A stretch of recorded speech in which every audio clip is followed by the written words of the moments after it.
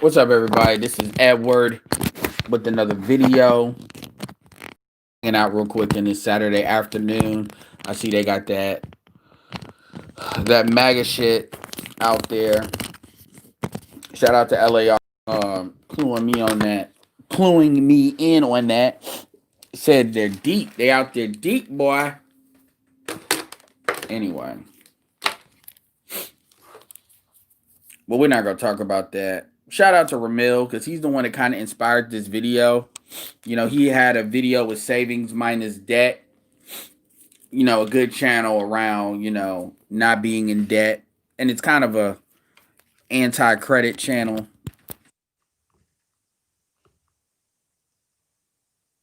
What's up, Dub? What's up, Pharaoh? So anyway, I'm in front of my whiteboard right now. Pretty much doing some plotting, some scheming, some brainstorming. So I want to talk to y'all really quick. Make sure y'all check in with a like. So anyway, what I wanted to talk about is kind of inspired by that video. His channel kind of got attacked. He kind of got a strike on it. I guess the dude that they were talking to was a bigger dude, YouTuber, and this dude must be quick with the strikes. Which sometimes people are gonna be like that. I think people haven't gone across a lot of people that's gonna really play hardball that way. But you got to really pay attention to what you say and how you say to certain people, especially if you're gonna play their shit, because they have every right. It's fucked up, but per the algorithm, per the YouTube rules, they can try to get you. I still think that's fucked up, but that's like a lesson there. And you would think it wouldn't be something on something like credit or something like that, but and this is also interesting as so yeah, I'm gonna jump into a couple of different places. This is gonna be kind of a video. Also, check out. I'm gonna be doing an interview with Soul Provider Speaks between on December the 9th. So be looking out for that. I'll be, periodically promoting his channel, promoting that interview because, we need more people that definitely is going to get more into the geekdom space because we have people that's already kind of in there. Shout out to Artisan, shout out to the Black Dimension. That's definitely a part territory that we need to cover. And everybody can't talk about bitches all the time, and quite frankly, that's not always relevant. The environment's going to be the environment anyway. So let's get it. So like I said before, this was inspired by a video Ramil did on credit. And one thing is, when I was thinking about it, a lot of people don't know, and I don't know every like MLM opportunity, network marketing opportunity, affiliate marketing opportunity out there, because some things I just don't pay attention to if I don't care about it. It is what it is.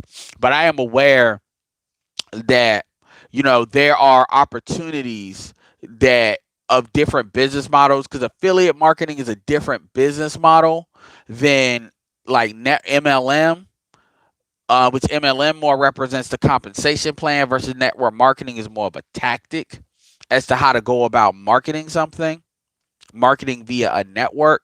So it's usually synonymous with each other, but it still can be applied to different things.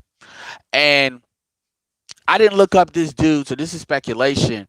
But a lot of folks, when you come across situations like, let's say on Instagram, this is more true for Instagram and Facebook, but where it's like everything around them, it's like credit, credit, credit, credit, credit, credit.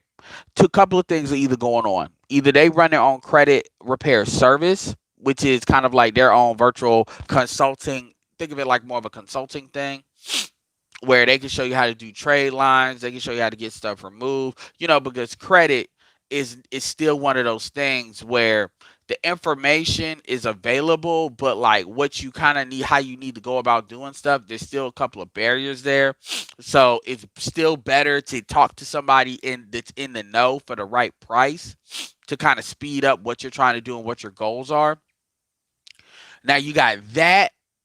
Then you've got people that may have like an affiliate offer that they're offering. That's something I haven't seen a lot, where it's like education. I haven't seen that a lot. Then you have, or a course, that's more likely what you're going to see.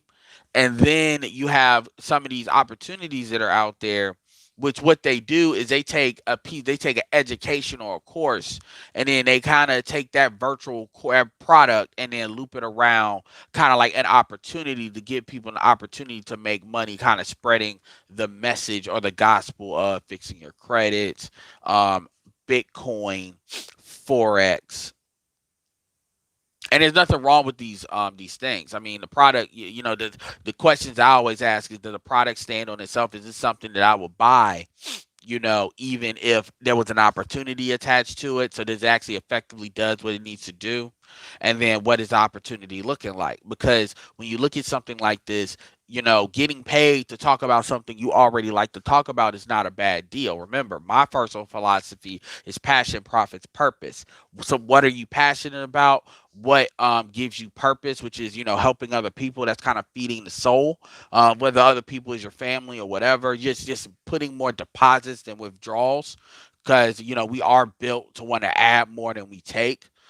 This is why rich people tend, a lot of times, you see celebrities, and when you understand how they go about getting their money, a lot of times just like they're dead inside. And I've seen that in other aspects too, but that's kind of where you see it. Like, it's like, how are you depressed when you have this lifestyle? Because they don't really feel like they're adding anything to anything. So once you get all this money and this lifestyle, it's kind of like, well, what is it? Is that all it is? And because you don't reach for higher things, I'm not a psychologist, but that's kind of like my theory on that. So so this is where we kind of run into the kind of the rubber meets the road.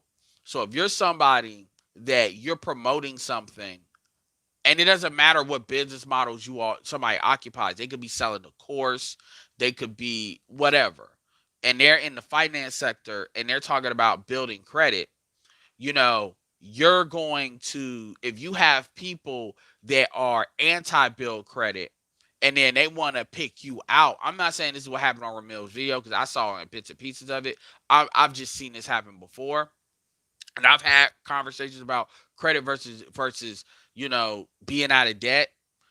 What a lot of these guys, this is one thing about savings minus debt, because I listen to Dave Ramsey a lot, and he kind of strikes me as a black version of that. So I understand what he's saying, and what he's saying is not wrong per se, but America is a credit nation. The reality is we have credit here. Like, for instance, in Africa, yes, houses are cheaper, but you have to pay for the house pretty much like 80 to 90. You only get a loan on like only 10% of the house. You like 80 to 80% of what you pay, you got to pay that shit cash. America, so when you look at purchases like a house, that's just gonna be via a loan. Now, you can be smarter about going about getting it, minimize your exposure, and being smart about how you use credit. Yes, we understand that most people, because of how hyper consumeristic people are, regardless of race, women more than men, black people generally more than other races. You can, even with the men, you can look at the fucking Xbox and PlayStations, and just, so this is not about beating up on the women. In fact, this is more geared towards the men right now. um, so we already know we do it in our own ways and in our own degrees. So I get you got to be smart about it. I get most people are not. So the gospel of really coming at dudes from a zealot like standpoint, saying you all need to completely not deal with credit. The mindset a lot of times behind that is, if you don't come from a negotiating standpoint and you say straight up, you need to be on the other side. Don't even deal with credit. Then, more people are going to at least have pause on getting it. So their idea of kind of bucking back in it will still meet you halfway. That's the psychology standpoint. That's how I look at it. I'm not saying that's their intention, but I'm saying that's how I look at it. Now, me, I'm always going to say, I'm a take in the meat, spit out the bones type of person. I'm gonna tell you what your options are. I'm gonna tell you the good, the bad, the ugly, and most stuff, and then it's up to you I empower you to make a decision, and you be accountable to that decision. So I'm not gonna tell people you shouldn't have credit. I'm more like Glendon. I'm more like Erica on that. Meaning, use responsibly. It can do a lot. And that really means you taking more of the consumeristic purchases out of it, especially if you don't have money to back the stuff up. That's what I'm gonna say. And so having that mindset allows me to basically, I don't have a credit building product, by the way. That's not what I'm talking about. But my thing is, I could take a I could see something like if somebody's promoting fixing your credit, I could see the value in that. Because most people that talk about fixing credit, they're not talking about fixing building credit to buy consumer. It's very rare I see people talking about buying credit from the standpoint or fixing their credit or getting their credit established to buy stupid shit. I've never really come across that. I've always seen people, if anything, a big reason why there's a big market in people fixing their credit and getting their credit together is because a lot of people run into issues with getting a house or more likely a car. Because everybody pretty much, very few people don't, get a car. I mean, maybe you live in New York or something like that with public transportation's there, but even still, you got people getting cars. So that usually they're paying too much for a car. Usually their debt is causing a hardship as far as getting a house. Maybe they got credit card debt. At that point, it's going to be more consumeristic, so it's a different conversation. Or maybe even when it comes to getting jobs, that people are starting to get cycled out. That's just a way that people are getting cycled out because, their credit on top of social media and stuff like that. People have different, but most people don't come to folks like this, or they don't come to this information as far as getting in these ecosystems where it comes to maybe an Instagram page that talks about finance, talks about fixing credit. So you have all the people, maybe a 20,000 Instagram profile, and then you got people that are like-minded. They're not like, oh shit, I want to get credit so I can just get me a hot car. I want to get, these people have usually been a little bit humbled. Because if they have overdone the consumeristic bullshit, it's bitten them, and they feel it almost every day, especially with bills. So they've been humbled when it comes to that. They're not necessarily looking to fix their credit to jump into it because they know how hard it can be and the time it takes to fix it. Or you got people that's got student loans where they've been humbled to realize maybe me and my degree wasn't the smartest move. So people are coming at it with a different mindset. So it's looked at like people, and I'm gonna tell you something. Like I said, I'm using Ramil shit as a jumping off point, but that dude could be completely full of shit and the shit that he said for all I know. I'm not talking about him talking about that dude. I'm talking about overall what I've seen. And this is not what I've seen.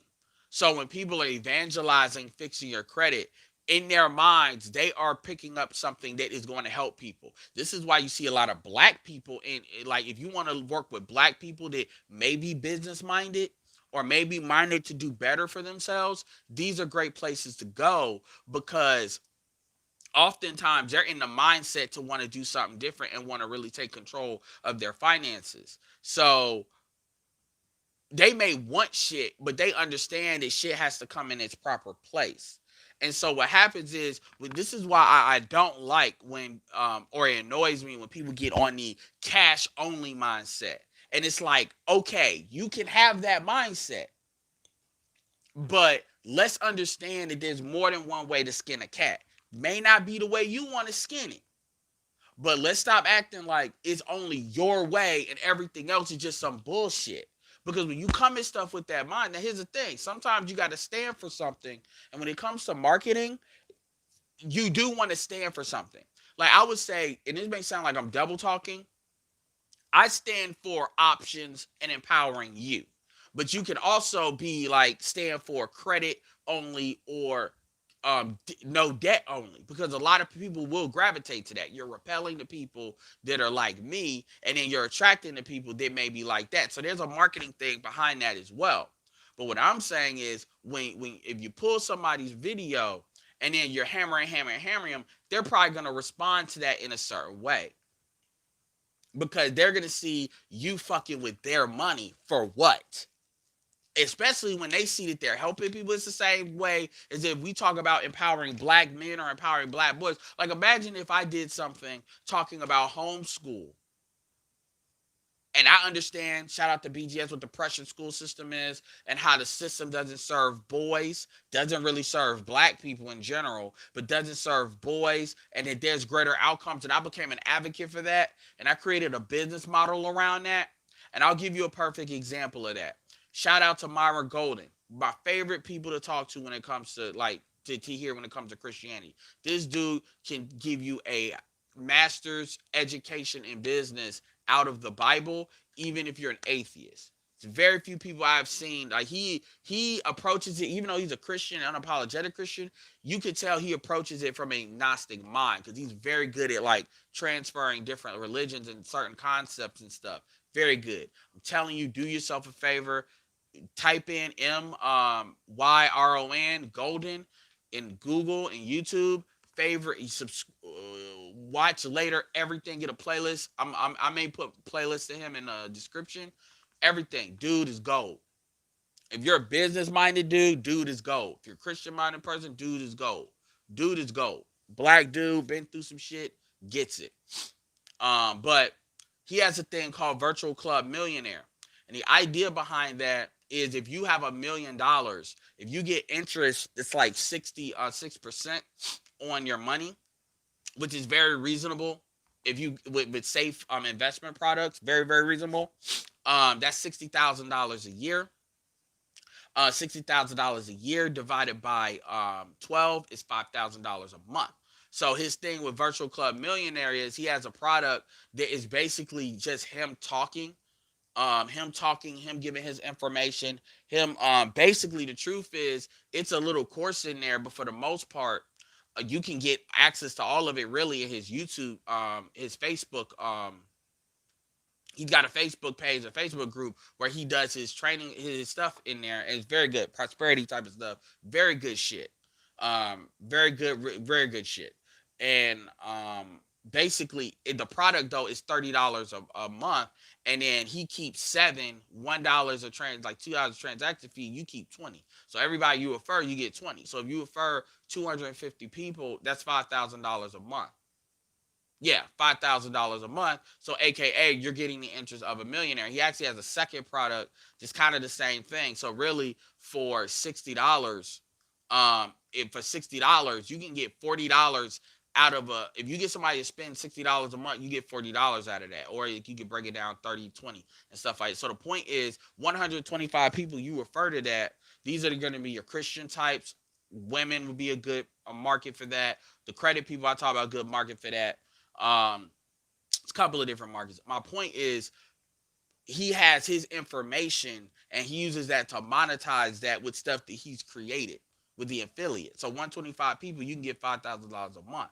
That's an affiliate offer. It's just you get paid on what you sell, not what other people sell. Other people, it doesn't work that way. Just an affiliate offer. My point is, there's people like BGS Igmore. There's other people that they have information. Ike could probably do something like that. Hell, I'd even argue Ramil in many ways could do something. There's people that have enough information with people bought into that that's kind of like the business model of it, where it's like, okay, it's revenue sharing. He's bringing something to the table, blah, blah, blah. My point is, going back to the credit thing, is when people have these business models and then your people it's one thing to have an opposite opinion, but and then say, okay, here's the caveats, it's not covered. Yes, fixing your credit is great. You also all have financial control, but the reality is this is what the real goal is, and this is why. So you should never be depending on credit. You want to be at this level. That's how I approach it. I don't approach shit saying, okay, well, you shouldn't have credit, you shouldn't have that, because then people are gonna feel attacked, and then their money's gonna feel like they're attacked, and then they're gonna respond a certain type of way. That just is what it is. And shout out to people like Andre Hatchett and stuff like that, because people that have houses, they understand. Gabe A is another one. They understand how getting funds right, and and these guys understand it too. But my point is, it's not even really about Ramil. It's really more about some of the mindsets where people will have binary mindsets and they want to be just this way, and it's like they can't uncouple from how they are for like a goddamn second. I mean, me and Zero has gotten on my nerves like recently of having that same mentality. The world doesn't work that way. And yes, you should take a stand on things, but you also have to understand that you have to be able to navigate through other shit.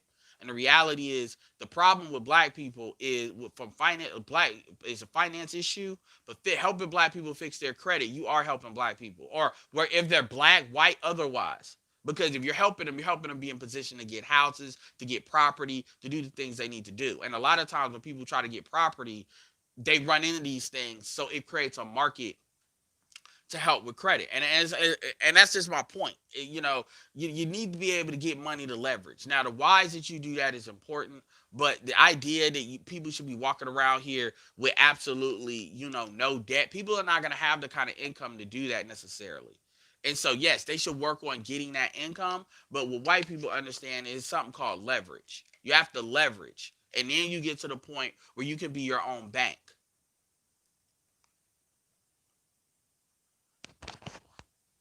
Anyway, let's see what y'all got to say. I just wanted to put that out there. What's up, Doug? Oki the GOAT facts. Worry about you, not other people. Dante S. Well, I mean, if you're making content and you're making a point using somebody else as a point, that's different. That's not worrying about other people. That's making a point. So that's a little bit different. Marco Leonards, how does this relate to supporting and protecting black women? I don't know. Like my channel is not about supporting and protecting black women. All right, Marco. I don't know if you trolling or if you just being stupid. Like, one time, a couple of times is cool, but when I see you consistently like making troll comments, I'm gonna start to think you're a troll and start to wonder why I gave you a wrench. Cause you were the main one hollering about a wrench.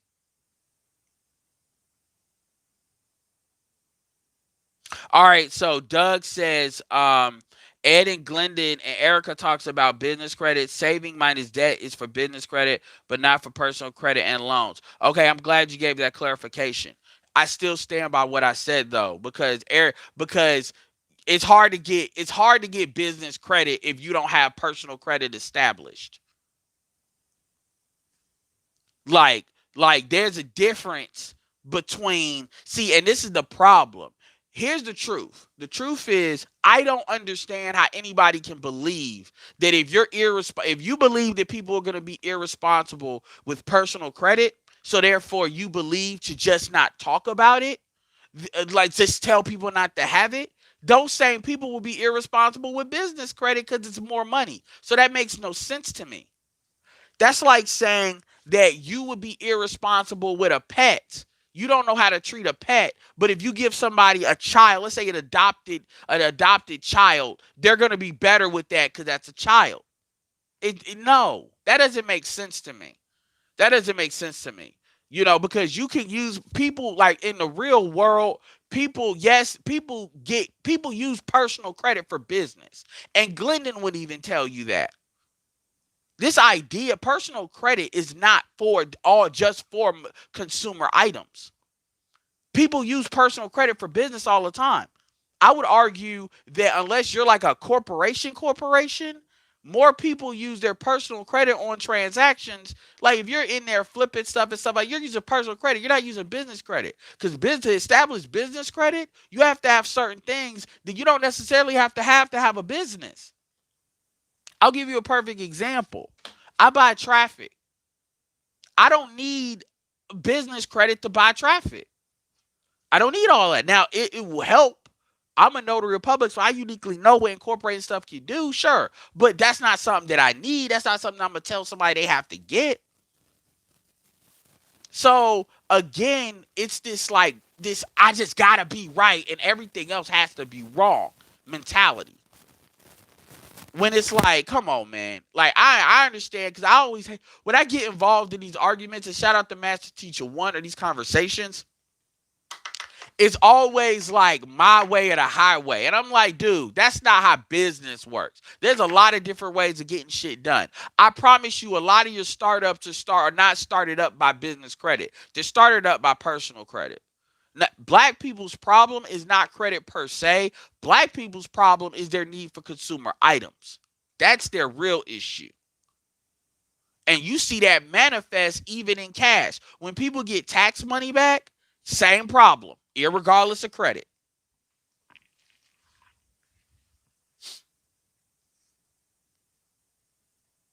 Appreciate the super chat.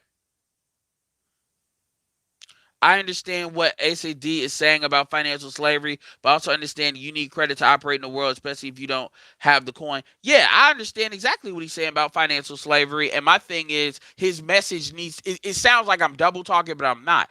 His message, you need people out there like that. You need people out there that's going to go that hard about it. That way, people like me, when I'm more of half and half type, people are more appreciative of that message. So I'm not about here saying what he's saying is not correct at all. But what I'm saying is it's just what you said, man. You have to be responsible with stuff. You just do.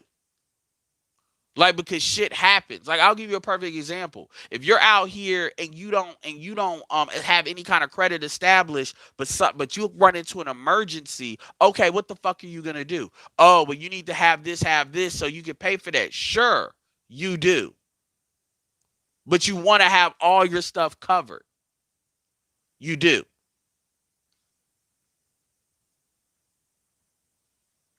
My thing is about keeping all your options open and being smart about your options, not closing doors because you don't have the discipline to deal with it. Because that lack of discipline will manifest in other things. If you have a lack of discipline when it comes to your money or your personal credit, that lack of discipline is going to manifest in other things too.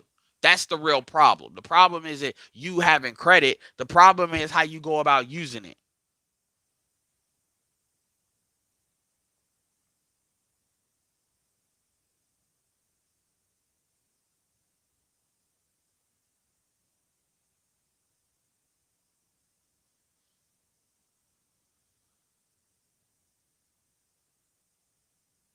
Dude, I'm gonna keep it real with you. And people will say they just like anti credit might say this is stupid, but I do it. Like I use credit card. A lot of the reasons I use credit cards is for points, for airline points.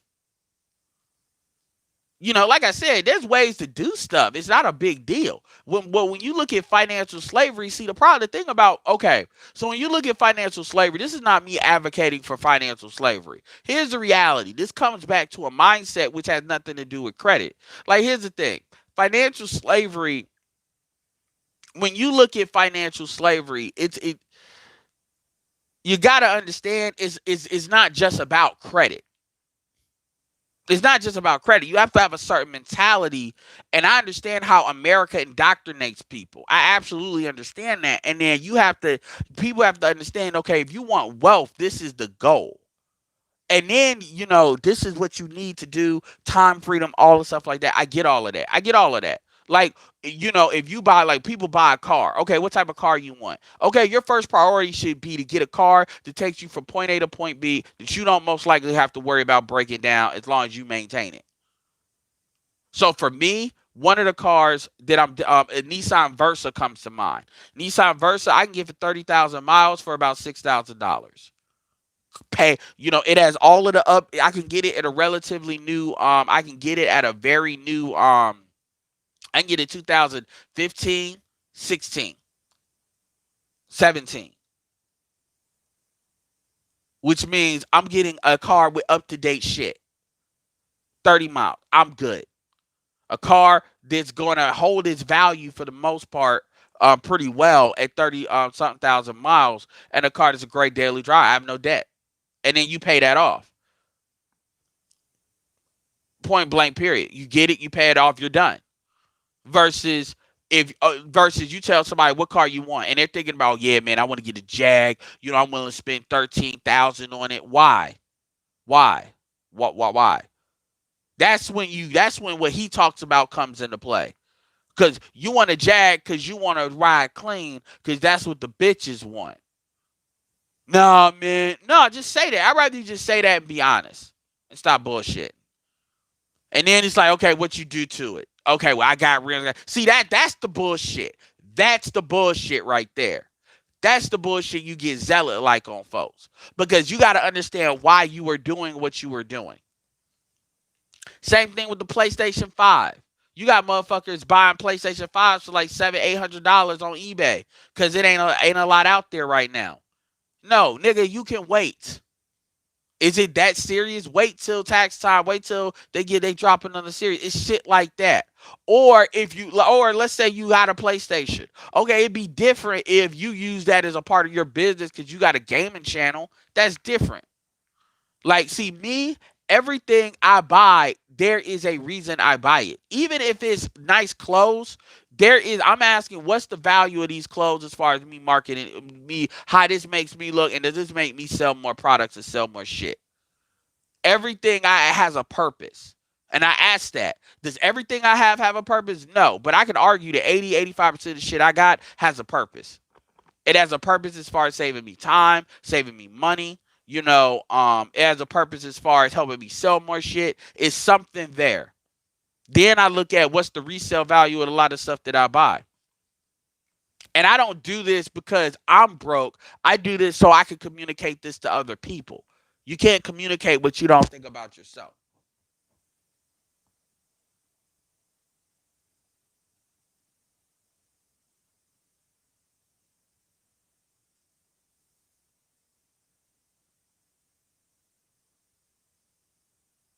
Marco, I'm gonna say it one more time. Like, you doing a lot of trolling for somebody to be hollering about I didn't give you a link.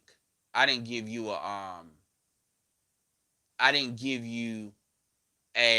wrench. And now that you got a wrench, I mean, you really think I can't take the wrench away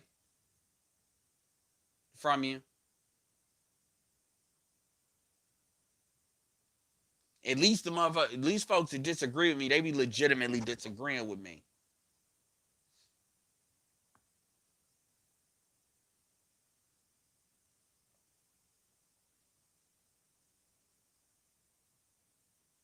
No, absolutely. Yeah, Dante S. I agree. Well, here's the thing. Okay, let's talk about the phone. This is what I would tell. This is the way I would go about telling somebody to get a phone. So right now, I had a Galaxy X, a Galaxy 8 Plus. That's what I had, and I paid for that, paid it off, and in about 3 months, the screen went out. So the phone that I ended up getting one of them A12s. So right now, I have like this phone. This phone is a iPhone 6, which I got for $50. Is getting the AT&T prepaid plan when I got rid of my AT&T because my family decided to split off. I got this. From the pawn shop last year, and this was only $199, and this actually still had a warranty for it. So the thing is, I could sell this because it's an iPad. That's a sixth generation, so I could sell that and for probably like 150 if I really wanted to. The Surface that I actually use the most as far as my computer shit. The Surface, I got this. This is like a 2015. I got this for free because my brother was, they were laying off on his job. He does have another job now, as a manager, and he gave this to me for free. Really, this is a low key birthday present. That's worth $400. Then I got my laptop because my laptop was having some issues. So that's what I'm talking about with resale value. Then I got the Mac, which that has its resale value as well, even with the M1 chips coming out. Um, so my point is, as far as the phone though, first things first. Yes, the way this is 2020. The only thing about these phones that they really amplified is the camera, the video camera part, and that's if you use it for that. And some people use it for that. The chip. But as far as the interface, most of these interfaces are the same. So this is $50. The only thing that annoys me about this 6 is the battery life is not great. But this A12, I like it. And all the phones, these are paid for. And this was $50. So if this A12 goes out, I can always put the SIM card in here. I got a backup phone. It's an iPhone. The point is, if you're sitting here spending $1,000 a year getting the latest and greatest phone, look, if you got the economics to do that, I'm not gonna judge you. But if you don't got the economics to do that, and they would say if you got the economics to do that, that means that you can buy it outright. They would be correct in making that assessment. Then fine. Because the truth is, you can always sell the previous year phone And so it's not like you're really paying a full price. You could probably sell the last year's phone at a pretty good price if you keep up with it. But if you are constantly paying $45 a month just to have the newest, latest, and greatest phone, to me that's stupid. Unless you got like I said, if you had enough money, you just buy it. But if you're paying $45 a month and just to say you have the latest and greatest, I mean shit, you shouldn't even be upgrading every year, to be honest with you. Because nowadays the technology, the camera stuff, I mean that shit is all 1080p now. What are you looking for? You gotta have shit in 4K unless you're shooting videos. Like I actually shoot videos. I actually shoot videos with my tablet. Like I actually do stuff like that. I actually do whiteboard stuff with my tablet, which saves me paper because I do a lot of writing shit down with the pencil and stuff. So there's little things like that. But are you even asking yourself, or are you like, oh, I want the latest grind because that's what the bitches want? So now when you look at black men in particular, you start to be like, okay, so everything, a lot of shit you want is because the bitches, because that's what you think the bitches want it. So you tricking by proxy. So I get into the whys behind it rather than just being like this stupid, this stupid. I tell people why. That way they understand. I'm not just saying that. It is what it is. I mean, let's be clear here. One of my favorite phone, no, my two favorite phones was the Galaxy Note 4 and the Note 3. I had the Note 3, and I'm gonna keep it all the way 100 with you. I would still have that phone today if it didn't crack. That phone came out like 2013 or 14 or 15. I would still have that phone. The other phone I would still have, and I should have rebought that phone, was the Galaxy 7 Plus, the one with the Edge display. But the thing about it is this A12 is pretty much just a rewrapped 7. It's a rewrapped 7 with a better chip. But because the technology's been out, the technology is cheaper. So a lot of time, and I know this because when you travel overseas, they don't get the latest and greatest. They get what the fuck works, and they fix the phones and keep the phones up. So it's that mentality you just have to have.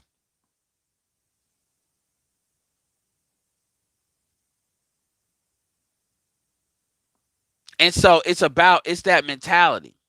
No, I mean all of a sudden he just came out of nowhere and just started saying do this for black. I'm like, why you keep doing that? It's one thing to do it a couple of chats, but it's like that's all you doing. I'm like, what the fuck?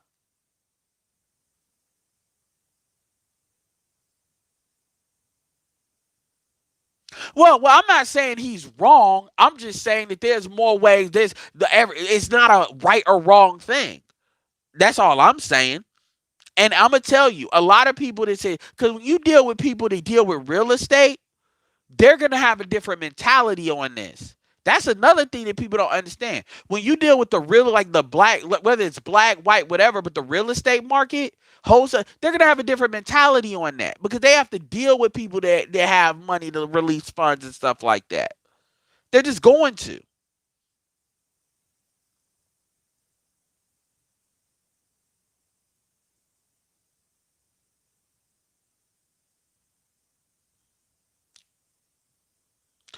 I'm telling you, the Nissan Versus. First of all, any car made out into a Nissan with 2016 and up, I'm not telling you get the Altima. Not telling you get the Altima, and I'm not necessarily telling you get the Maxima. Those are two black people favorites. I'm not vouching for those cars. I vouch for the Versa.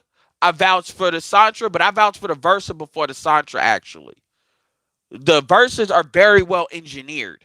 So anything after 2016, they're pretty much Nissan pretty much got them engineered on with that car on par with Corolla, on par with Toyotas and Hondas.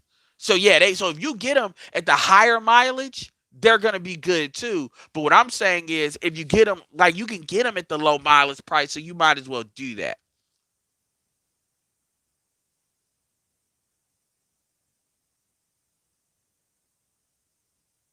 Why buy a car when I can build one? Well, if you got that skill to build cars, then that's gonna save you some money. You should be making money doing that.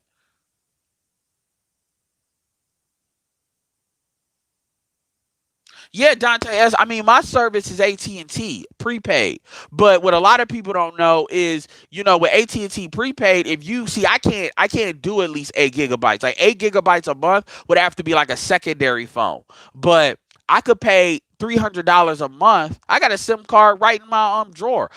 All I got to just turn it on. I could pay $300 a month. 300 not a month. What the fuck am I talking about? $300 a year for 1 year, and then I got unlimited talk, text, and 8 gigabytes of data every month on the phone, on any of the phones I want to turn on. But see, people don't think like that. Versus people are out here paying. Now I pay $55 for a 10 hotspot a month, as well as unlimited data. People don't think about that.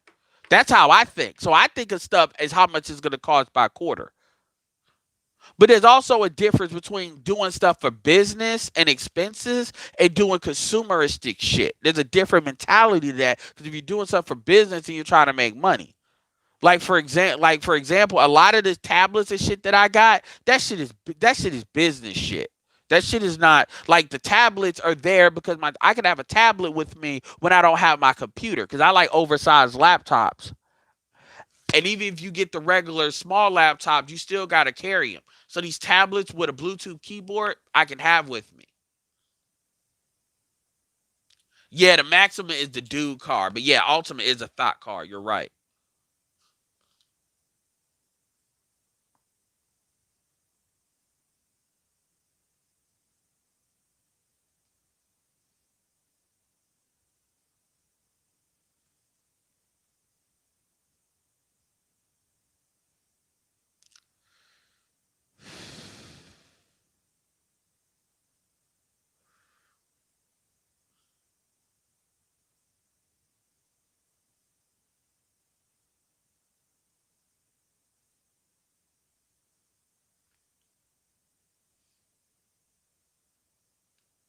Yeah. And for the prepaid market the only difference between the prepaid market and the postpaid market is really, you have a credit with the company. You have a credit with the provider, so that allows them to sell you more shit and just do it on credit. That's why they run a credit check. That's the only difference now. It used to be it's a difference in service. You're literally using the same service stuff. So really, unless you're really paid like that, so it ain't nothing you need to pay attention to. And even if you are paid like that, you really is no point. You really should have prepaid anyway, because you can get prepaid of all the companies. It's no different. I mean, to be honest with you, if you're buying your phone straight out, then you should already have prepaid. Honestly, because it's a cheaper service. It's a cheaper service.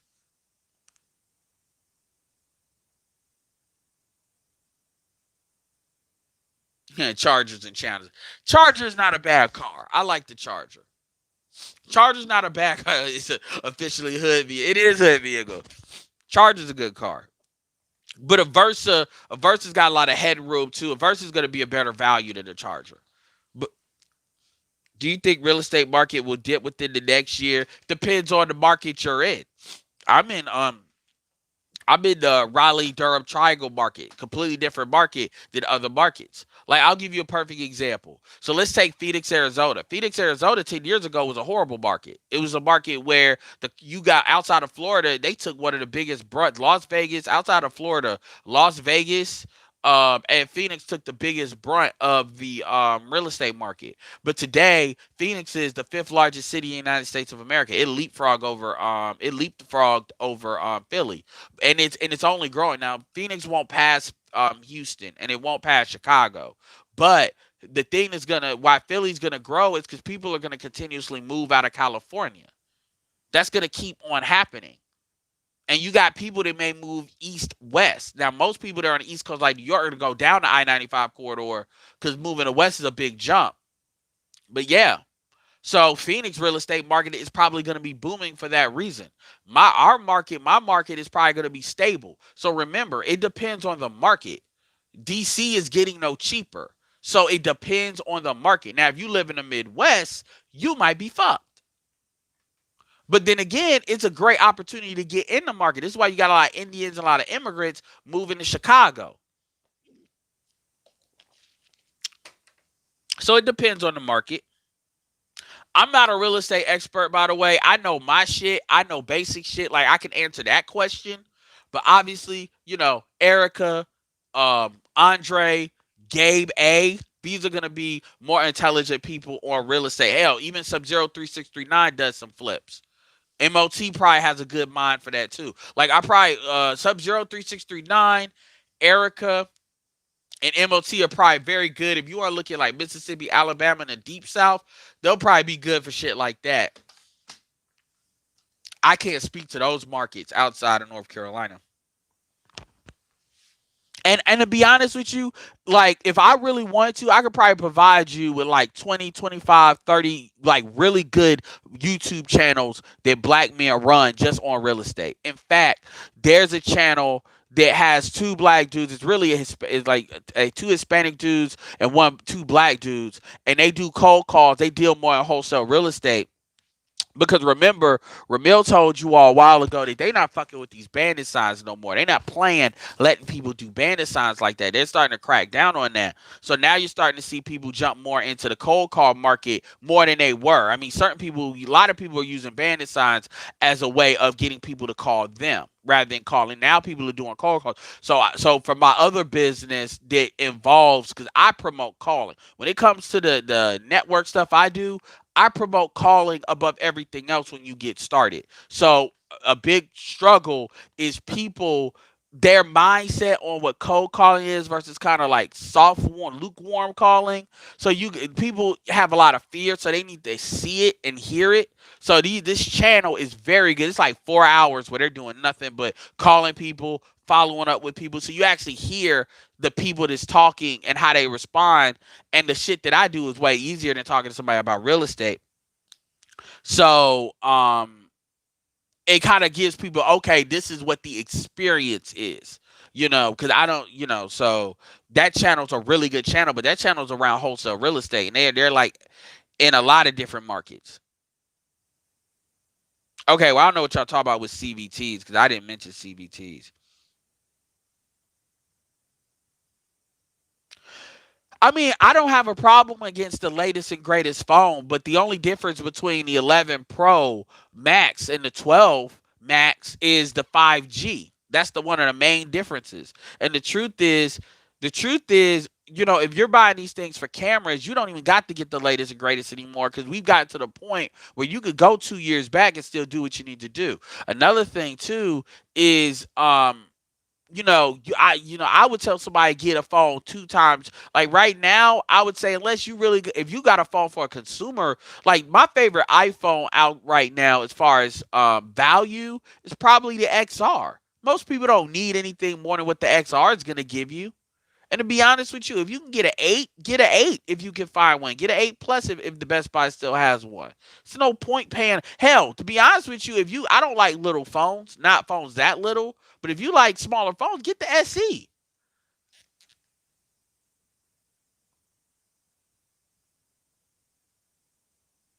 Um, I'll put it in the comment section. All right, Dejan. I'll put in the comment section. But they do like they was doing, and they're all sitting right there. They're followed up. It's like three. Like it's a good.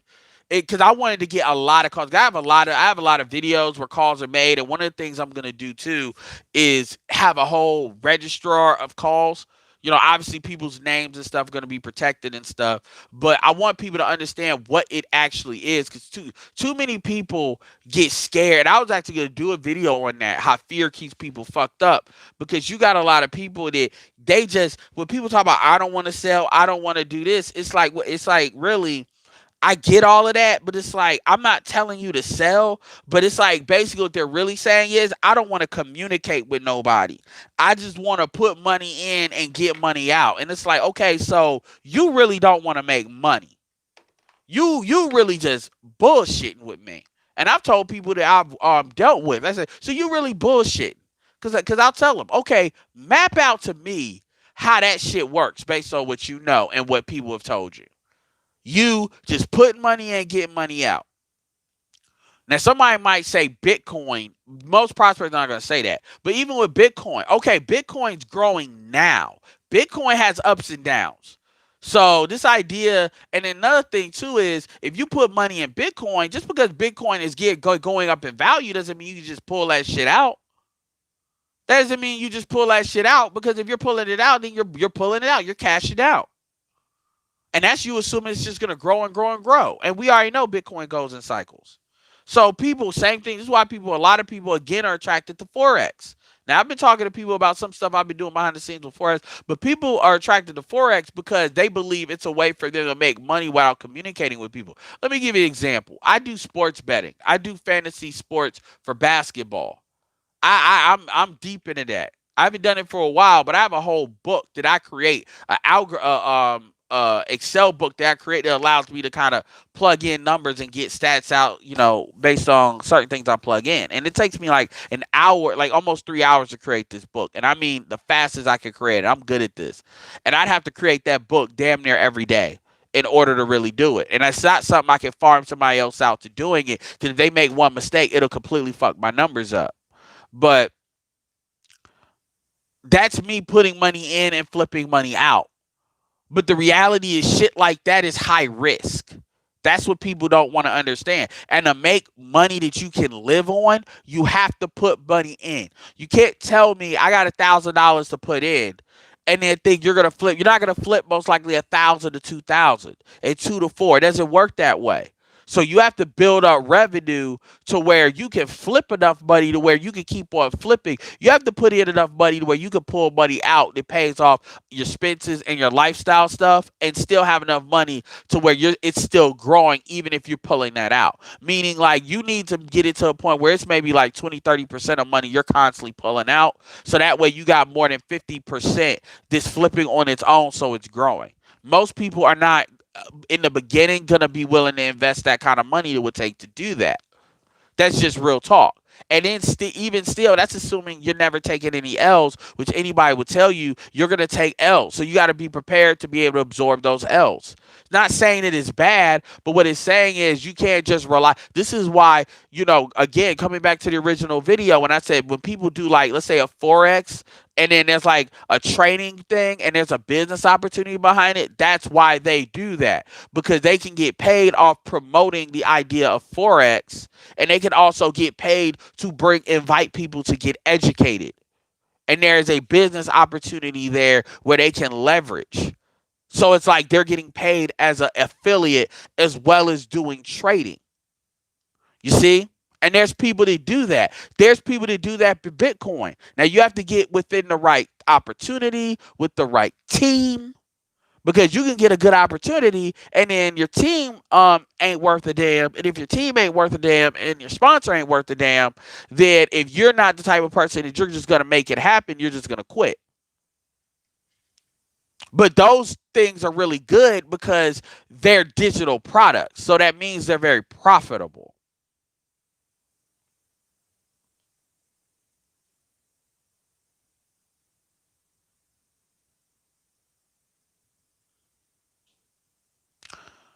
Marco, I've been the one timing you out, and I'm timing you out because I don't know what the fuck is wrong with you, but you acting up right now.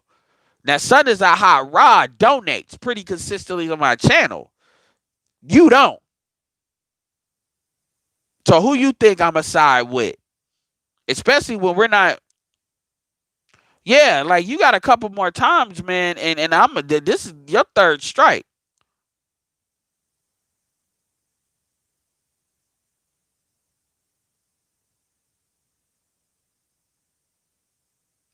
Scottsdale has a hood too. Everywhere in Scottsdale ain't wealthy, but Scottsdale is the suburb of it. Yeah, that's what I've been told.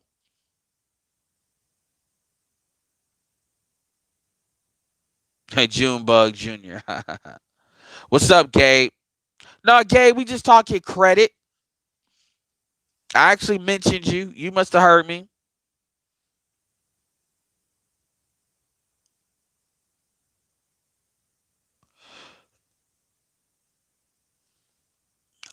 It depends. It depends. They generally need my permission to do that, because it's a difference between me promoting people and people. I don't. Yeah, no, you did the right thing, son. You did the right thing.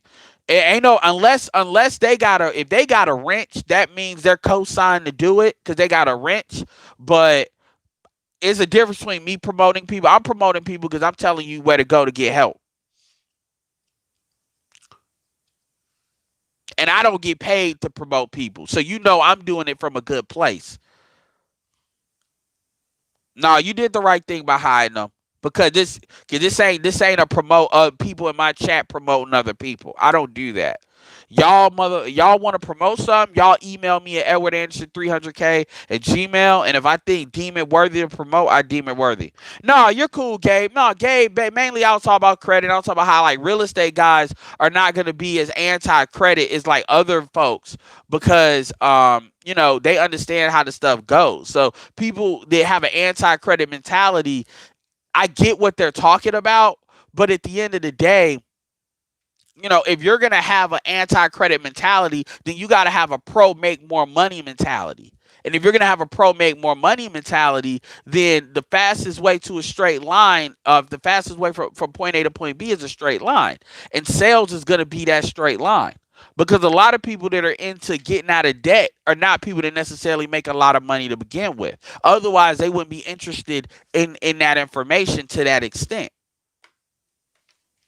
So you got to really show people how to do that. And when I generally talk to people, because I'm not a credit expert, but some conversations will come up, and I have information that technically I could charge for. Because I can help people navigate certain things as far as saying these are good people to get advice from. These people know what they're talking about. And that has value. Because that's one thing when you're in the information age, you don't know which is the information is going to do for you or which won't unless somebody helps you necessarily. But if I'm dealing with people with other stuff and I'm dealing on personal situation, we're mapping out what are their goals for, like, if they're going to join me in a business and I'm like, okay, so what are you trying to do? And they have things like they're trying to get out of debt or just get wrapped around something. And we talk about some of their bills. Okay, I have ideas about how they can go about doing that. Because some of these people have kids and their kids still want shit and shit like that. And so how do you bridge that gap?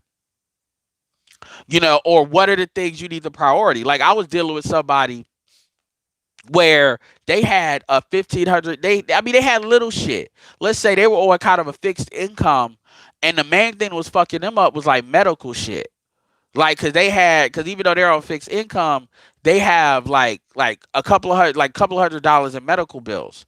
So, and it's not like debt. It's like for insurance. So it's insurance. So it's not something they can really give out. But they had a lot of little shit too. Like they had a phone they were paying $42 a month for, even though they don't use data like that. And it's like, okay, so why are you paying? It turns out they had like one phone they broke. So they went to like Target and got another phone. So they're paying like two phone bills. So I said, okay, the first thing you need to do is you need to kill those bills, and then you need to do the 300 thing so you ain't got no bill and your phone is paid for. Pay those phones off. Don't let the little, like, take care of the small shit first. They had like a Target charge card that was $30, but it was $400. So you take care of the easy stuff to deal with first. And then luckily their car was they almost had their car paid off, and because of how they got in their car, that was gonna save them $380 something dollars a month, $350 a month. So all of that was gonna open up. So you got to take people and deal with it in their proper order, and you got to meet them where they at. Oh, they had a son that wanted to but they like video games and shit. And I told them about GameFly and how, because they didn't want to buy. They know their son don't play these fucking games like that outside a certain amount of time, like the Spider-Man shit and shit like that. So I said, okay, get GameFly, and GameFly allows you to get two games, and then and let them exchange it. You're paying a monthly fee rather than you wasting all this money every Christmas and stuff, and then you trying to make that back up on tax time. So little shit like that. I also gave them some advice as far as, a lot of people don't know you can actually get credit. You can actually get benefits on your credit for paying your utilities. There's programs, not programs, there's websites that if you paid your utilities consistently on time, even program you paid your rent consistently on time, that will boost your credit. A lot of people don't know that. So little shit like that adds value because even though I may not charge people for shit like that, it lets them know I'm somebody that knows what I'm talking about. So when it comes to other stuff, it builds the know, like, and trust factor.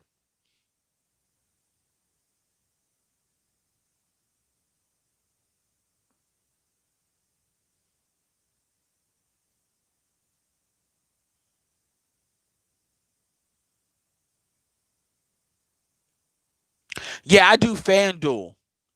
I do FanDuel. I don't do it as much as I used to anymore because I'm doing some different focuses. But once I got some income, it's definitely something I'm gonna focus on more because I'm probably gonna build a YouTube channel around it because something like that will attract a certain type of person, people. So I'm gonna build a YouTube channel around it. But that's like down the road.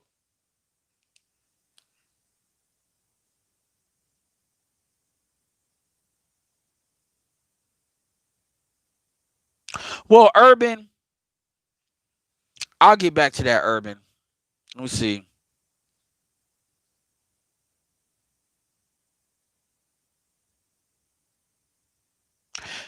Exactly, Gabe. And America was built on credit. And like I said, it is a difference between using shit from a consumer standpoint to where you're buying bullshit.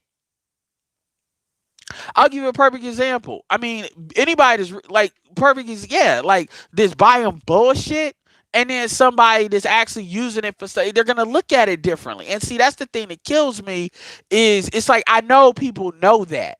So again, I get it. I get the going into credit card. Look, you should not be buying consumer shit with credit cards. Fucking period.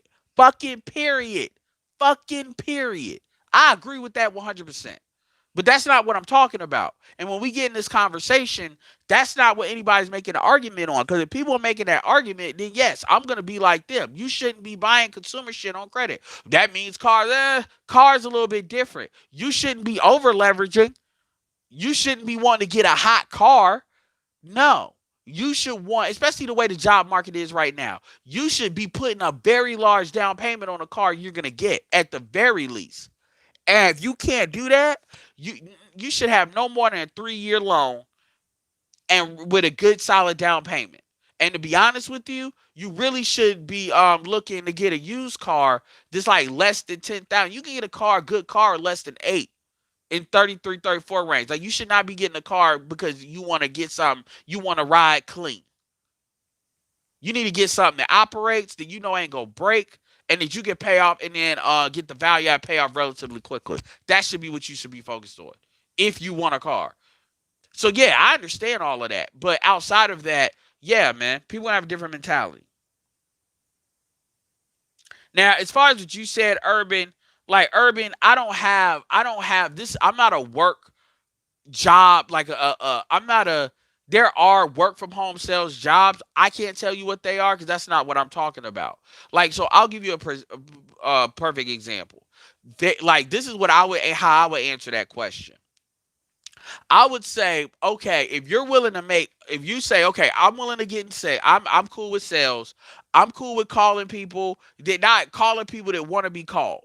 Like people that have requested information, I'm cool with calling those people. So it's not really a cold call. A cold call is calling is somebody that their data, like for instance, when you call a wholesaler is not necessarily saying that they want to be called.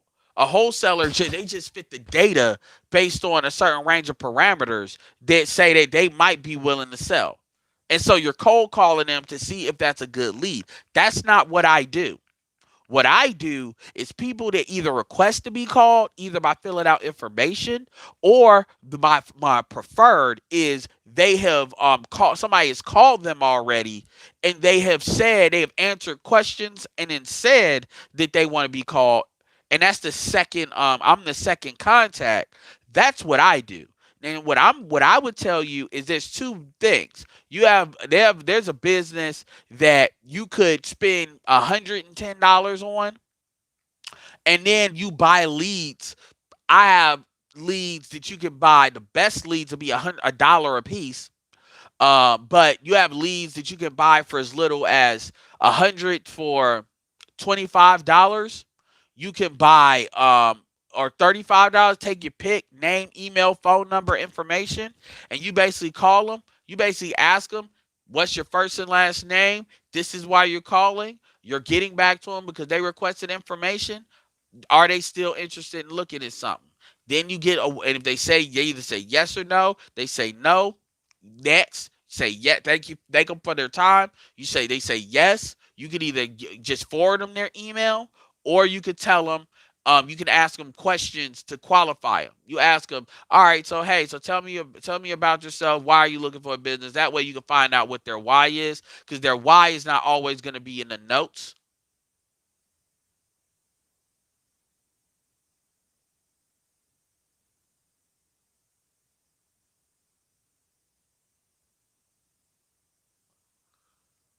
Um, anyway, like I said, so yeah, the notes, and you build a little bit of rapport with them because they haven't talked to you. You set up a follow up, saying, "Look, I got a video, I got an audio, I got whatever, and I'm gonna get back to you. Appreciate the super chat, Michael Green." And then you get a hard invite. Not no, oh yeah, well, but hey, look, man, I'm gonna tell you the truth. I booked multiple appointments because people tell me they're gonna be available and then they're not. I tell people. So it's like, look, are you gonna be available? Or if not, you can text me, let me know, because I'm constantly moving. And then I follow up with them. And then usually what'll happen is they don't follow up, and I get them to sign up for my email to see the information, and then I follow up with them via email autoresponder. That's all it is. That's all it is. That's all it is. And then from there, you help other people do that. That's it. And then the problem is that's it. But people, they get so afraid. They're like, oh my God, what are they gonna do? I'm bothering people. No, you're not. They requested to be called. And that's a sales job. Now that is commission only. Now I got things that you can do that'll have people send you $100. They'll send you $100 cash app, a $200 cash app, $500 cash app, and then I got things that are more passive. So with a phone, it's all you need. And then I got shit that has a software that the calls are automatically made. You load the shit in, it automatically makes the calls. You answer who picks up, and you press a button to leave voicemails.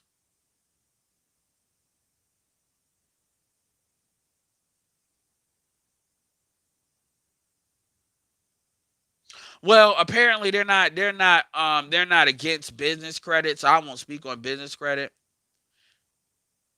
No, I ain't going to no million mega march.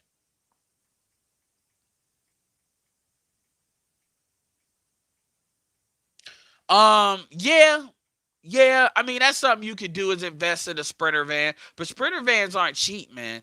And the thing about Sprinter vans is the way the mileage works with that, man. You Sprinter vans, insurance, trust me, that comes with a lot of shit. So you got to be really willing to do that. There's other less risky things to do. And then the question is, do you really want to do all that kind of work and upfront costs because somebody can't pick up the phone and call people? Sometimes you got to ask yourself, what are you doing to avoid something? And is it worth it?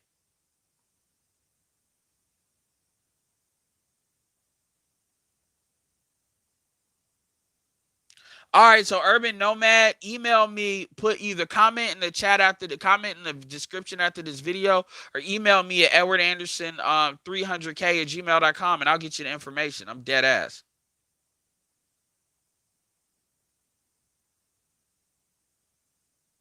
I don't give a damn what will I are honestly, I don't give a damn what the Dems want. I'm gonna do what's in my own best interest.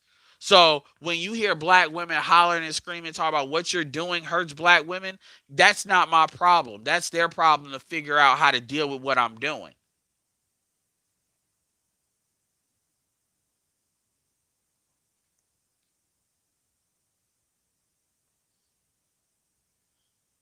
I mean, Marco, like real talk though, this is like your first time, but that's not gonna be something I'm gonna keep on seeing you do because we're having like a serious conversation, and I haven't even brought up black women like that, and you the main one is constantly bringing up black women and trolling up in the chat, and I'm not gonna have you keep on bothering people in the chat, um, you know, because you're doing that. What's up, Xanatos Clutch? I ain't see you.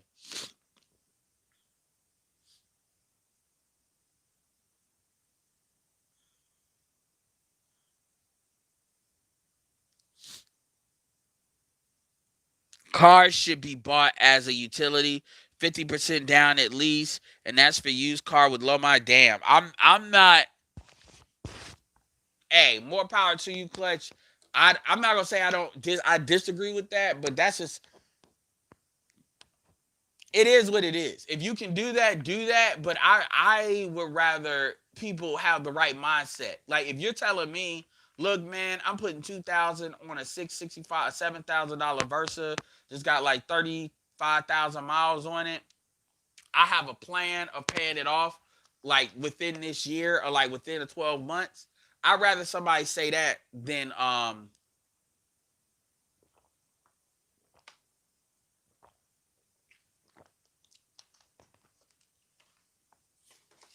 I hated that Beowulf shit.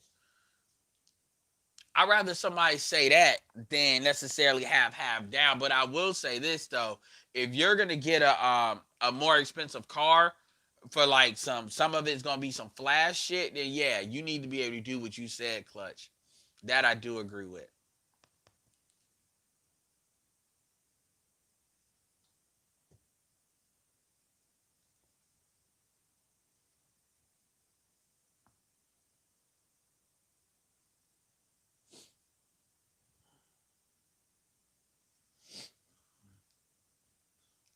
I mean, y'all, I don't know who y'all, I don't know how some of y'all, who y'all think y'all dealing with. Like, y'all think just because I don't press that trigger that I won't press that trigger. I don't know why people just wake up at times and just start thinking they can just say crazy shit. One thing about me is, I say what I say in the channels, but I'm respectful of other people's platforms. I don't come in there thinking I'm just going to do stupid shit and just start starting fires. Man, it doesn't matter what his deal is. He's gone now. I'm gonna tell you something, guys. Like I talk about the gynocracy a lot to give you all awareness, but I don't talk about the gynocracy for y'all to be in y'all feelings and emotions about it either. Like y'all gotta understand that this is just business. I'm not talking about what the way you respond to it is just business. Just realign your shit to do what's in your own best interest. That's it. It's not a big deal. I just swear off black women. No. But if it's not in my best interest, I'm not dealing with it. I'm not, that's all it is. That's where it starts. That's where it ends. No, man, because the thing about it is, I'm not, like, again, this business, like, look, dude, I sit here and you sit here and you ask me for a wrench. I give you nobody else. You the only dude hollering at me about a wrench. I give you a wrench, and then a couple of days later, now you just want to just start trolling when you haven't shown that you've done that before. And I mean, you constantly trolling.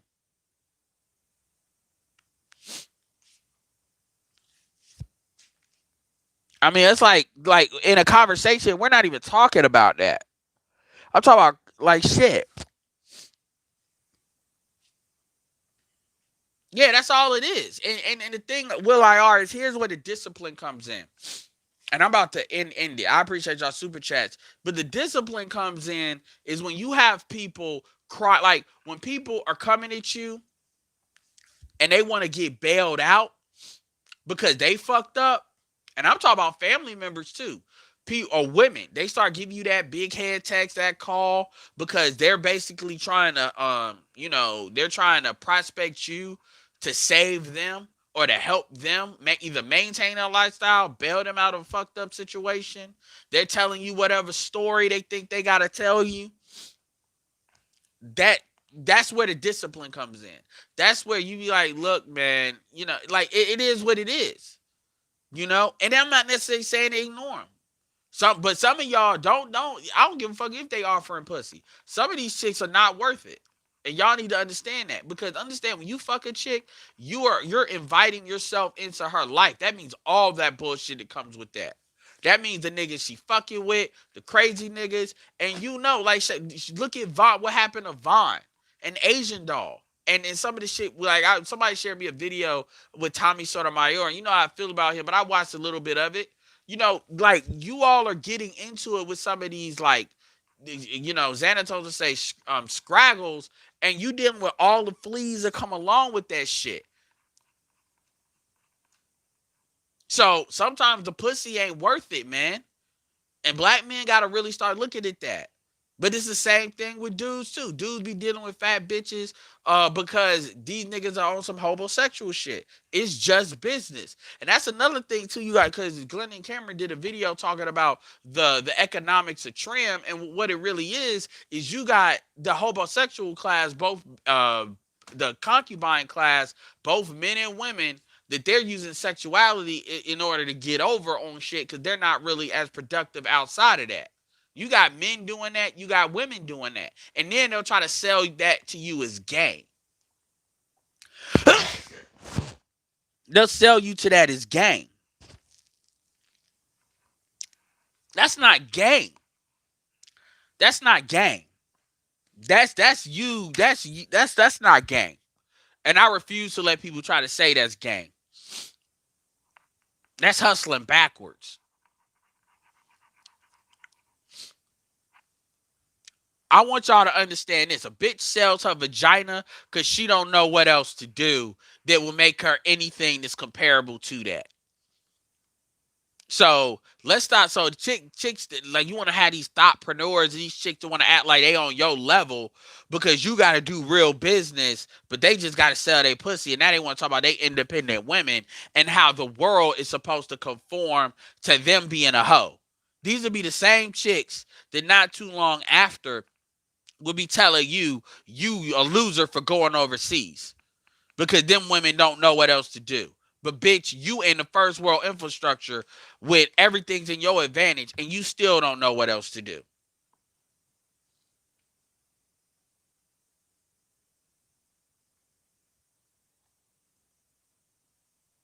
Yeah, man, Cole, and that's where you got to be disciplined. Because the thing about it is, when you deal with people like that, people like you got to be like, look, if you want it that bad, then you gonna pay for it one way or the other.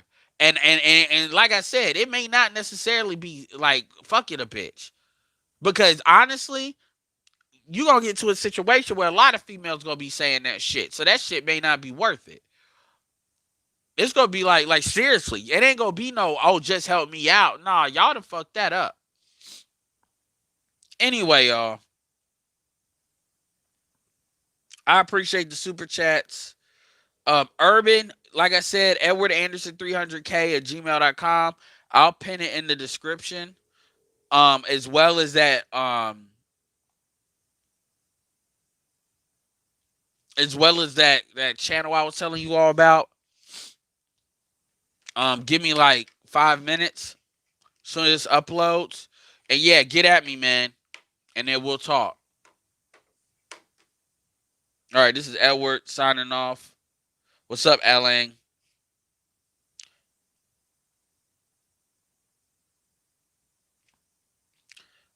Gabe A said, if that's all they have, why wouldn't they leverage it? I'm not against them leveraging it, but Gabe, all I'm saying is don't try to, like, let's say you got a bitch just selling pussy that's making as much money as you. Don't try. I'm not gonna let her say she on your level because she doing that. You know what I'm saying? That's all I'm saying. And I'm not saying I won't work with her or do business with somebody like that, but a lot of these females, they get that shit twisted. Another thing, yeah, that's all I'm saying. And another thing too, you got these chicks that actually want to act like they real business people. No, you're not. You're just selling pussy. That, I mean, I'm not hating on you for doing it. Yo, why nobody's fucking me? It's very thin line between getting fucked on camera and not. And a lot of these chicks, they take it to that level. You just selling pussy. I'm not. You sell. I mean, I'm not getting mad at you for doing it, but don't act like somebody doing flipping real estate and somebody. It's like a dope dealer. A dope dealer. I don't give a damn. Dope dealer ain't doing the same as somebody flipping real estate because it's easy to do that.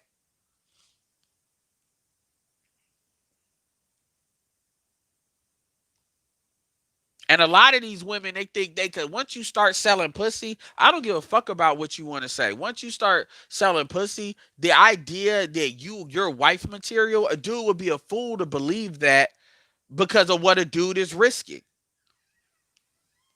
A dude would be a fucking fool to believe that. Well, I don't want to judge her for her past. You're a fucking idiot. And anything that happens to you, you deserve it because you went into it eyes wide open. That's what I say to dudes to say that shit. And I'm not saying you gotta know her past, but if you're gonna be like, I'm not even gonna check, because let's keep it real, you don't gotta know her past. Look at her fucking family. Her family is gonna be a window into your future. How her family is built is gonna tell you everything about how the fuck she's wired, most likely. So fuck the past. Look at what her family's about. Y'all niggas, see, man, a lot of motherfuckers that talk that pro marriage shit is funny because they don't really talk about the prep or the real research that somebody should be doing when they marry. Because they assume it's just something you need to know. It's a lot of shit you need to get, especially now, because the truth is, one of the biggest things you need to look for with a female, in my opinion, is like, I'm not competing with the streets with no bitch.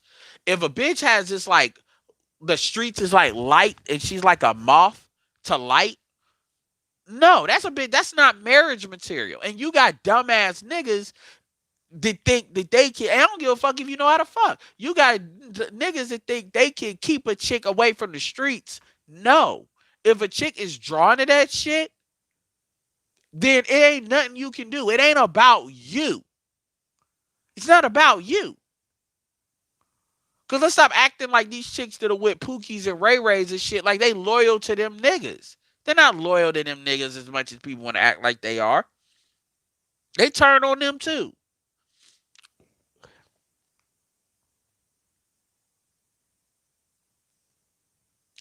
I care more about the structure of the family than the asset piece, because take Kobe and Vanessa. They family didn't have assets and their family's not perfect. You just don't know.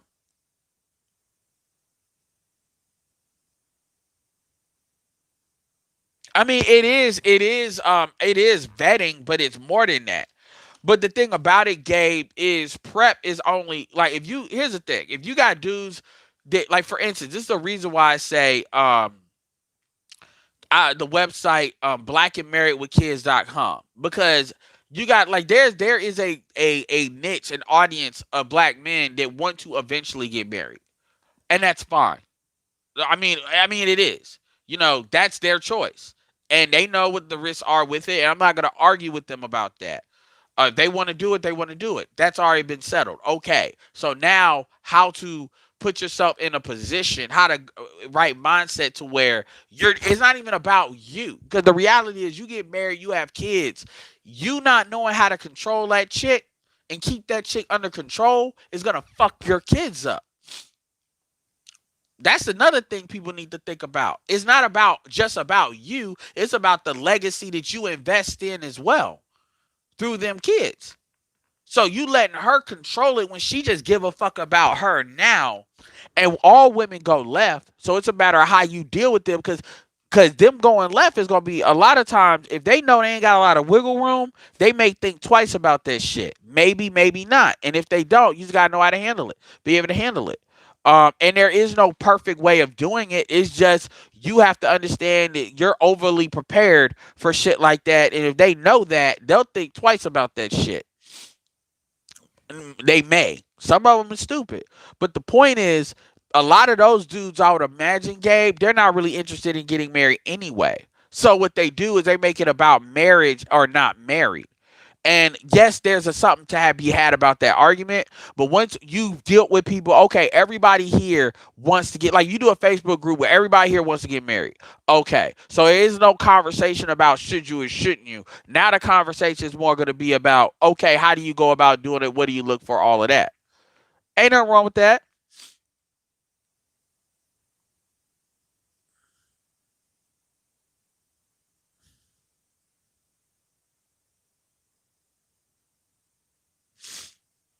You're right, Archer. And the thing is, a lot of dudes will also use the family as a mechanism. Here's the thing.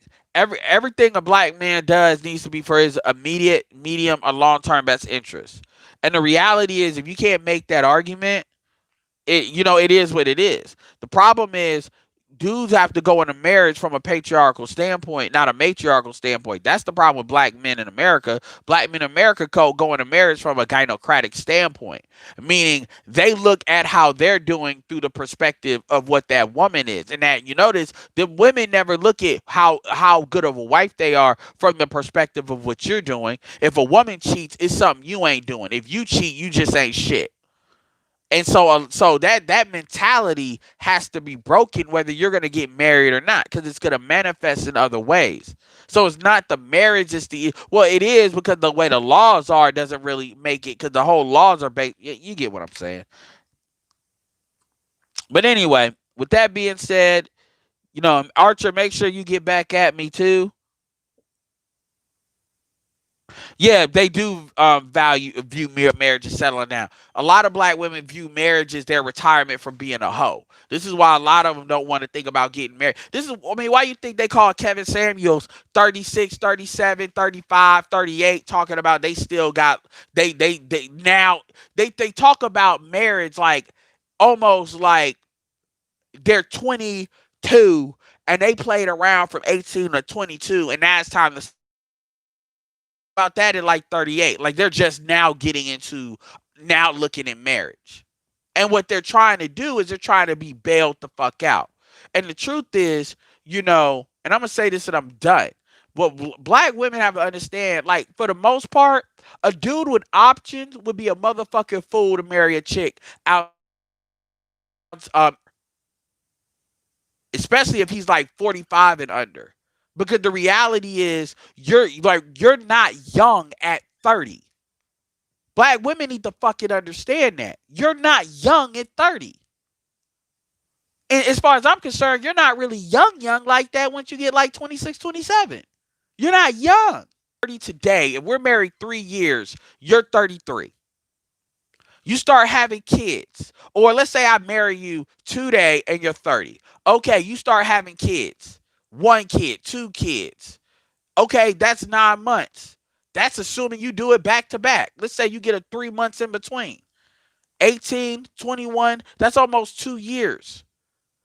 So now you're 32. Now we're dealing with children from 0 to 5 or 6. You see what I'm saying? There is no you and me there. That makes no fucking sense. These women, and that's how you know they're not thinking about what a man gets. And Kevin doesn't even bring that shit up. Now, we're talking about 30. We're talking about 30 no kids, which most black men would actually consider that an ideal situation. You got chicks that are 35, 36 with no kids, but because they got last bus stop baby fever, you doing that, and then you're 40. Bitch, you're middle age at that point.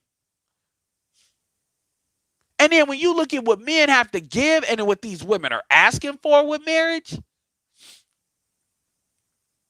that makes no sense. That's like it is like buying a salvage car. It's like buying a salvage Mercedes Benz for the off the lot price. It is that insane. It is that nutty. It's that nutty. Now, granted, dudes that advocate for marriage are not necessarily advocating for these women to get picked. But it's that nutty. It is that fucking nutty. And they actually act like this is what it is. I said, well, if you think that shit is a good plan, if you think that's a good deal, you go to Caribbeans, you go to Africans. There's plenty other blacks other than African Americans in the United States. You go over there, you go to other races, and you see if they buy that. Let the market decide. You don't got to believe me. Let the market decide and see if that's what you can get. And then you go wind up with a Lonnie Love situation.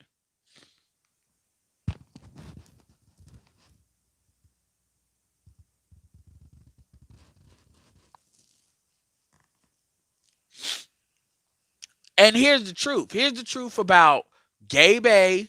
Here's the truth about Moses. Here's the truth about those dudes. Because those dudes are different between George Macon and because there's the highbrow shit and there's the street level shit. Gabe ain't marrying no fucking single mother. Gabe ain't telling nobody that's in the field that he's in is black to deal with no fucking single mother.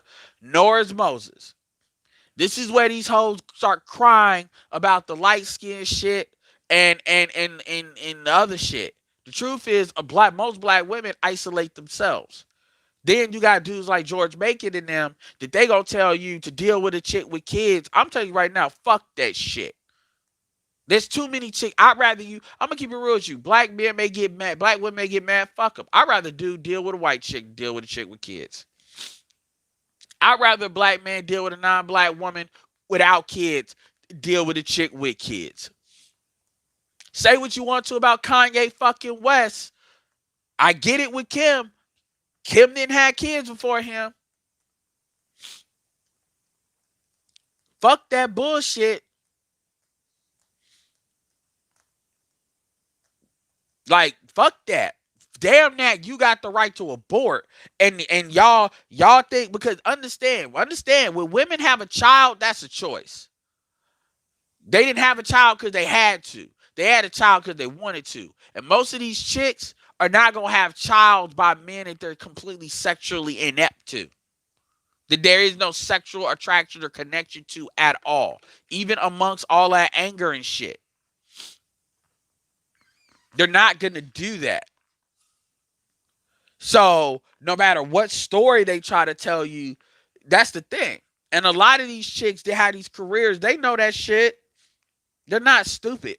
They're all see one thing about a lot of women, unfortunately, especially when they get to social media, because they're not as likely to try to sell you that bullshit in your face, but they'll always try to sell the sell. They can never turn the selling shit off. They're always gonna try to. They're never gonna be honest. They're never gonna tell the truth.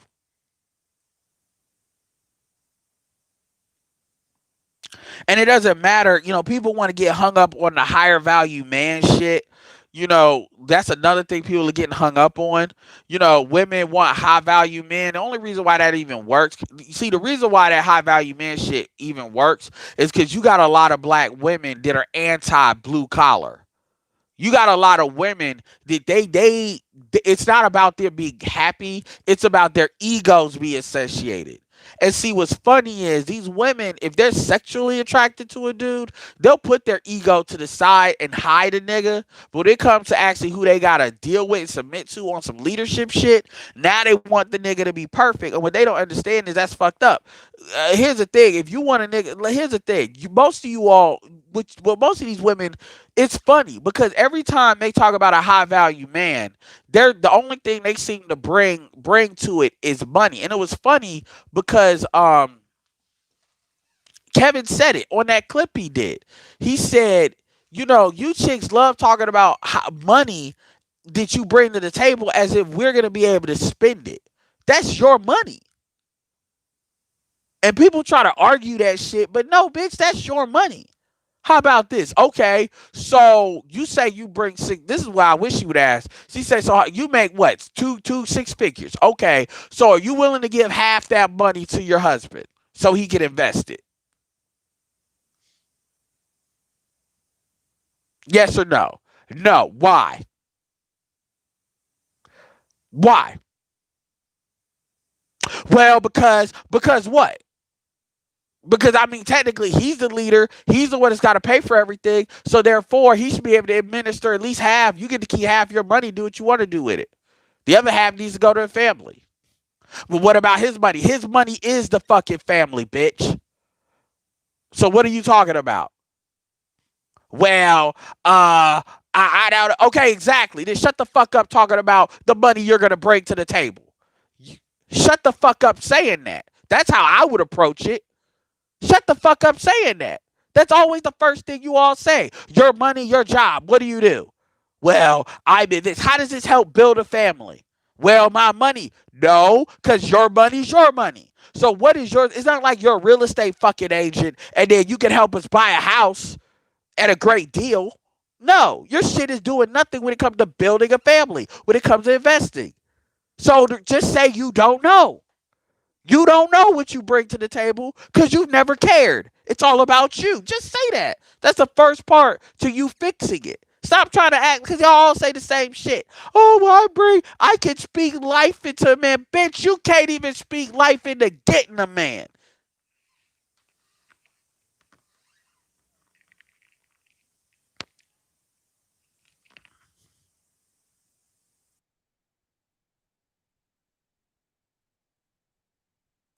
Like, you can't even speak life into these same people. Oh, well, these men don't want to do this.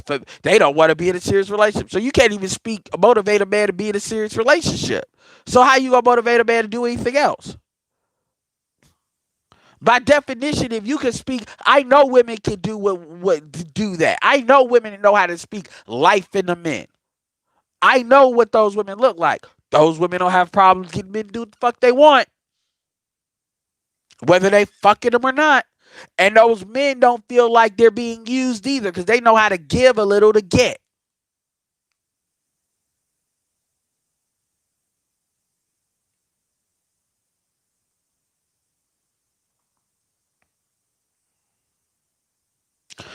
Well, Gabe, like I said before, Gabe Archer's not in your target audience. So, that's why I said, like, if you had a Facebook group saying niggas that want to get married only, Archer's not going to be in there, right? That's what Facebook groups are for. Hell, shit, nigga, do a Telegram chat.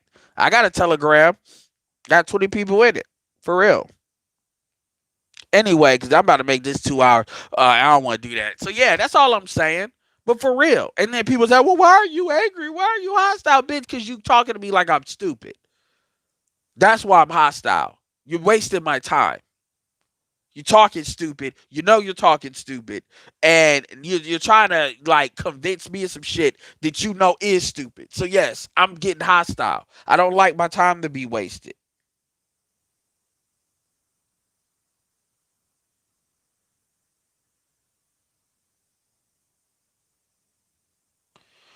So, the reality is, and when people sit there and talk that shit and they're trying to sell you something that they know is not true. And so when people say the stupid shit that they say, like that clip that Kevin Samuels had, man, y'all should check it out. I mean, she talking about, oh, well, I'm submissive. And I'm like, bitch, no, you're not. I know. Because we men can instinctively detect that. Just like how y'all have things y'all can detect. We can detect that. We don't need to think about a woman that's feminine or not feminine. We know what it looks like. We know what it is. That's a part of being a masculine man. The fuck? Y'all actually got it in your head that black men are retarded. This is why nobody want to talk to your ass. Because it's like, I'm not about to talk to no chick like I'm fucking stupid. Like, seriously. And the shit that, like, for real, that they say, it's like, oh, oh, man, don't even get me started, man. Don't even get me started. And by the way, you all see me react the same way to dudes that try to do the same bullshit. But yeah, but like I said, oh, well, I bring money in my job. Bitch, this ain't a job interview. If I want an employee, first of all, you're not going to be a good employee because you think you a partner. If I want an employee, I'd hire one. If I want a business partner, I will get a business partner. That's not what I'm looking for. I'm looking for a wife. Your money is only relevant to me if I can use it to invest in something. And your job is only relevant to me if it's something you can do for me.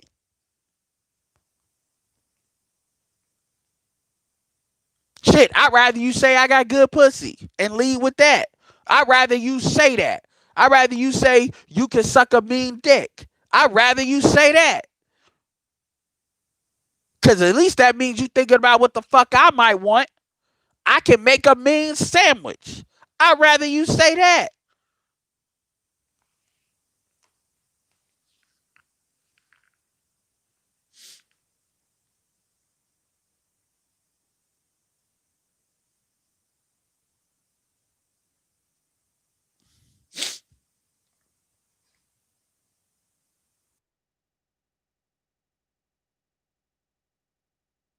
Anyway, y'all got like a last minute rant out of me. Y'all got an hour and 30 minutes out of me, so it's been good.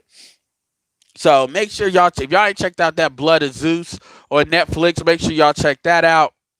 If y'all ain't checked out Scientology on Netflix, the Laura Remini stuff, it's a whole like 3-season series. Check that shit out. It's really good. Season 3 has the Jehovah's Witnesses. and the Nation of Islam. If y'all ain't make sure Edward Anderson 300K at gmail.com. Urban, get at me. I'm also gonna put the link in the description of that cold calling thing. That's actually a really good channel. Um, Also, y'all, I see I'm at 86 with the classic black men. Definitely love it. Appreciate it. It's up from 33. Let's see if we can get over 100. The new link should be at the community tab right now, so go over there and check it out. Make sure y'all watch out for my community posts as well. Um and yeah, I appreciate those of y'all that's been emailing me. I appreciate that. I mean, some of the political shit is all right. Some of y'all, Black Torch, you kind of dumping it, and yeah. But other than that, appreciate it. And Gab, seriously, man, with that Facebook group, or shit, if you don't want to do a Facebook group, because you may not be, well, you are on Facebook, do a Telegram. That's something you could just open up, turn off, redirect. For real, do it that way.